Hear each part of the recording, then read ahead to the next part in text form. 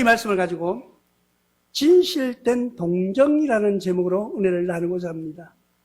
동정이 다 진실되지 뭐 거짓을 하는 것이 있나요? 그런데 진실된 것이 무엇인가를 우리가 한번 살펴보려고 합니다.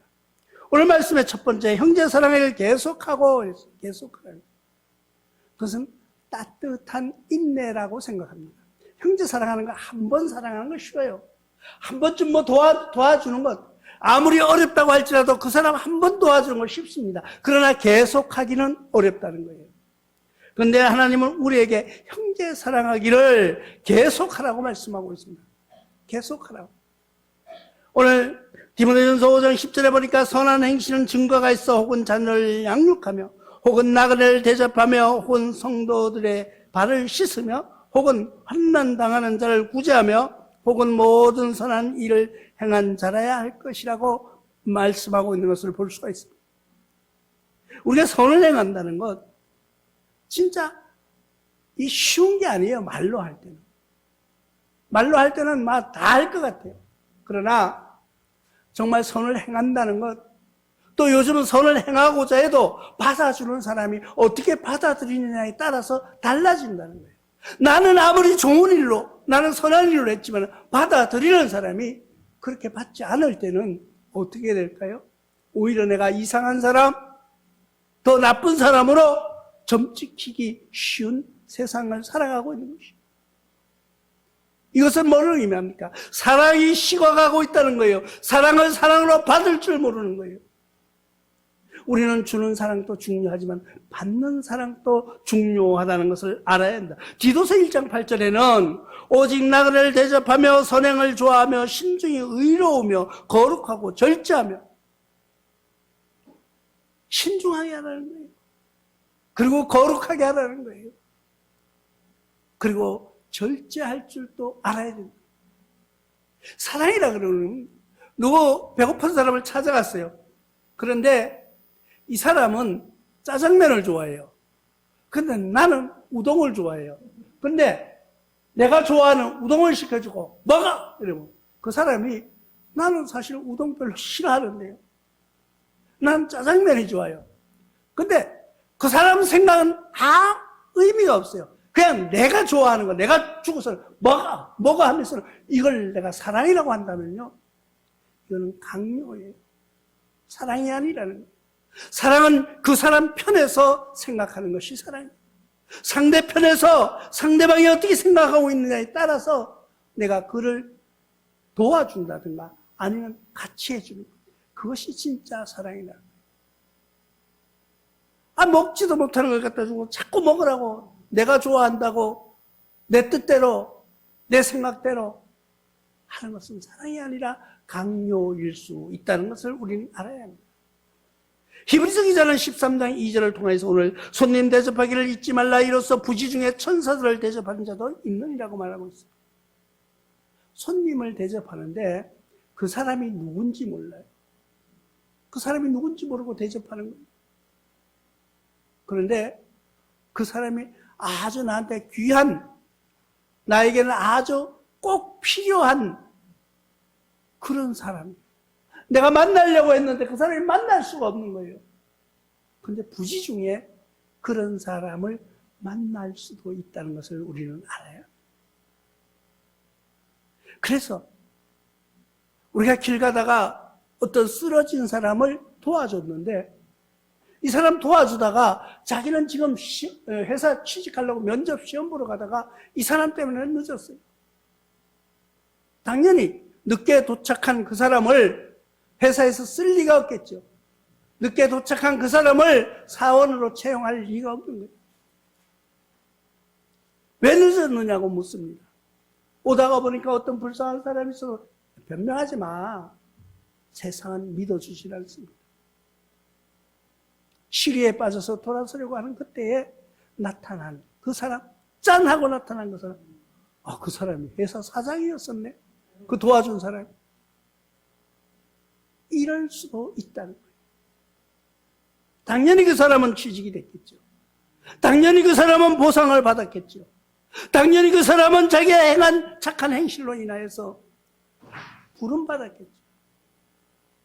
이와 같이 우리가 꼭 그런 걸 바라라고 하는 것은 아니에요. 우리가 남을 도와준다든가 사랑을 베푼다는 것은 받을 수 없는 사람에게 나눠주는 것이 진짜 사랑이라는 것을 우리는 알아야 합니다. 두 번째 말씀해 보니까 천사가 나타났다고 말하고 있습니다. 손님 대접하기를 잊지 말라. 이로써 부지 중에 천사를 대접하는 이도 있었느니라. 부지 중에 천사를 대접한 사람도 있었느니라. 누가복음 2장 10절로 11절에 천사가 이르되 무서워 말라. 내가 온 백성에 미칠 큰 기쁨의 좋은 소식을 너희에게 전하노라. 오늘 다윗 동네에 너희를 위하여 구주가 나셨으니 곧 그리스도 주시니라. 목자들한테, 양을 치는 목자들한테 나타나신 천사의 음성이 들렸어요. 내가 지금 너희에게 기쁘고 좋은 소식을 전해주겠다. 그 기쁜 소식이 뭔지 아느냐? 그 기쁜 소식은 너희를 구원할 구세주가 나셨다는 거예요. 구세주가 나셨다는 거예요. 그 소리를 들은 그 목자들은, 그 소리를 들은 그 사자들은 어떻게 했을까요? 바로 그 어린 양 예수님을 찾아갔다. 우리는 소식만 듣고 가만히 있는 것이 아니라 그 일을 행하는 거예요. 내가 뭔가 하는 것을 알고 머리로는 개설하지만 몸이 따라주지 않는 사람들도 있어요. 행함이 없는 거예요. 우리는 하나님의 말씀을 들을 때 즉각 행동하는 여러분들 되시기를 바랍니다. 여인들에게 나타난 천사들의 모습도 있습니다. 마태복음 28장 5절에 천사가 여자들에게 말하여 이르되 너희는 무서워하지 말라. 십자가에 못 박힌 예수를 너희가 찾는 줄 내가 아노라. 천사들은요, 우리에게 찾아오실 때 우리가 뭘 필요하고 뭘 요구하는지를 알고 계시다는 거예요. 천사가 우리에게 임하실 때 우리가 뭘 하는지도 모르고 찾는 것이 아니라 나타나실 그 천사는 우리가 뭘 원하는지, 우리가 무엇을 찾고 있는지, 우리가 무엇을 하려고 하는지를 다 알고 계십니다. 그때에 나타나신 천사. 그때 하나님은 우리에게 천사를 보내주신다. 우리가 뭘 하려고 하다가 보면요, 이건 도저히 길이 막혀서 갈 길이 없는 것 같아요. 갈 길. 그런데 그때 짠 하고 나타나신 구세주가 있더라는 거죠. 뭔가가 있더라는 거죠. 내가 지난주에도 그런 경험이 있었어요. 뭔가를 하려고 딱 하는데 내 혼자 생각을 하고 있었어요. 근데 뭐가 안 되는 거야. 왜? 뭐가 모자려. 그런데 채우는데 풍성하게 채워주시다.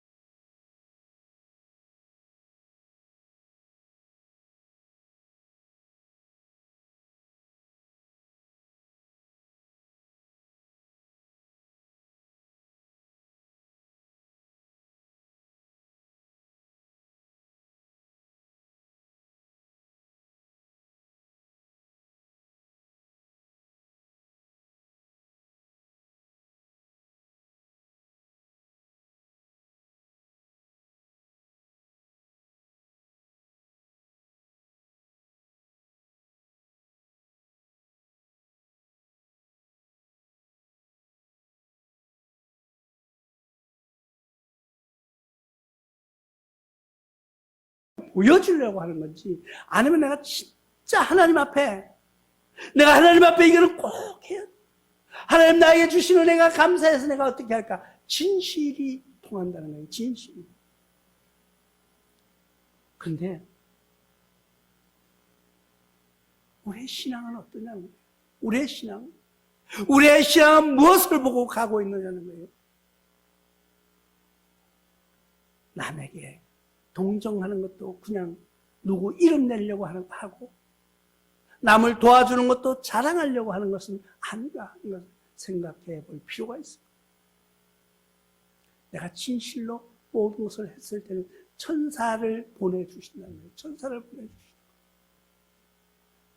그게 내 자신을 돌아볼 수 있는 거예요. 내 자신. 내가 내 자신을 돌아보면서 내가 어떤 모습으로 걸어왔는가. 진짜 남에게 동정하는 것도 진실한 동정이 필요하다는 거예요. 왜 진실한 동정? 그래야만 하나님께서도 진실한 동정을 우리에게 해주시는 거예요. 이웃의 도움을 봅니다. 사도행전 20장 35절에 범사 여러분께 모범을 보여준 바와 같이 수고하여 악한 사람들을 돕고, 또 주 예수께서 친히 말씀하신 바 주는 것이 받는 것보다 복이 있다 하심을 기억하여야 할지. 아니, 생각해보면 말도 안 되는 것 같아요. 내가 어떻게 받는 게 좋지 주는 게 좋아요. 근데 성경은 주는 자가 복이 있다고 말하는 거예요. 주는 자가 그에게 은혜가 있다고 말하는 거예요.